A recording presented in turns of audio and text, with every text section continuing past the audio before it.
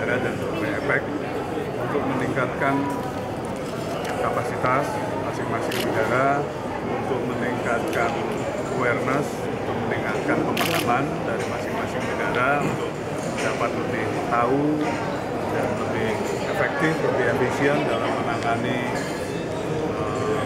infrastruktur ini. Apakah juga terkait dengan pertukaran informasi mengenai bahaya atau terduga? Yang dibahas di sini ini adalah program lebih untuk capacity building, bukan operasi menumpas teroris, tapi di sini adalah bagaimana meningkatkan kemampuan masing-masing negara, karena kekuatan melawan teroris itu tergantung rantai yang paling lemah. Jadi dengan upaya ini nanti ada program-program, ada inisiatif yang dapat dimanfaatkan oleh negara-negara untuk meningkatkan kapasitas. Respon peserta pertemuan bagaimana dengan tawaran kerja? Ada beberapa, tadi ada 6 atau berapa mungkin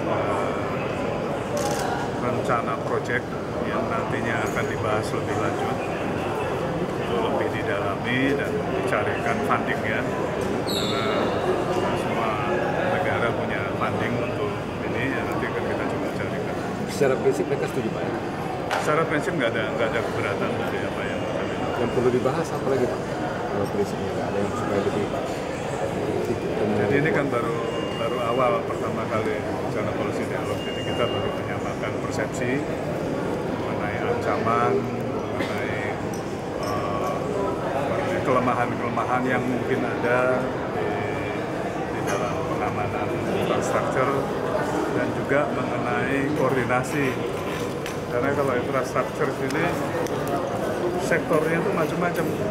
Kalau kita misalnya dari transportasi, nanti ada mulai dari pelabuhan udara, pelabuhan laut, di jalinan transportasi. Belum lagi kalau electricity lebih panjang lagi tuh, jadi rentang kendali sektornya. Itu tetap intinya berujung pada penguatan pencegahan dan pemberantasan. Ya persis ya. Jadi tidak hanya penguatan tapi juga preparedness kita. Karena teroris itu ya sebetulnya kalau mencegah, protect infrastruktur itu tidak hanya dari man-made, dari teroris, tapi juga dari bencana alam bisa terjadi, dari sabotase juga bisa terjadi. Nah dalam ini juga koordinasinya antar perangkat. Kalau terorisme kan yang nangani biasanya perangkat security, tapi kalau bencana alam lain lagi, ini kesejahteraan. Ini juga crossing antara untuk melakukan preparedness kan nggak harus preparedness terhadap bencana alam, tapi juga terorisme. Dalam hal ini bagaimana koordinasinya. Jadi mengamankan infrastruktur itu tidak semudah yang orang sangka. Complicated, bisa